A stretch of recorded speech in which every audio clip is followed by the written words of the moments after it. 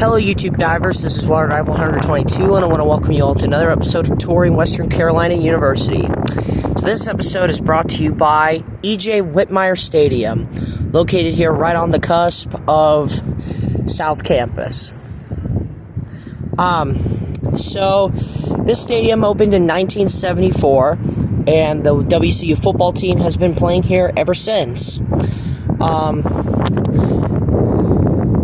The stadium is named after E.J. Whitmire, who was a member of WCU's Board of Trustees from 1949 to 1972, and he was the main driving force into helping this university expand. He's been a longtime supporter and donor for the university, and so this stadium was named in his honor.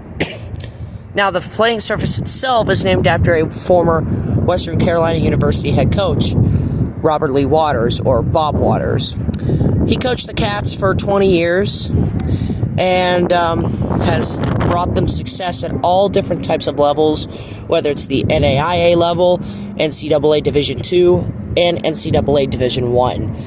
The latter of which was highlighted by a trip to the 1983 FCS championship game, national championship game against the University of Southern Illinois, which Western Carolina ultimately lost. And ever since that run, the Cats have never made it back to the playoffs in football, but they've had a few close calls over the years, and they've even produced some NFL talent. In fact, over there, I don't know if you could see it, but it highlights some of the best football players to come through Cullowhee, most notably Brad Hoover, who is a fullback, WCU legend, and would go on to play for the Carolina Panthers. And have a pretty successful career while he was at it. So there's that.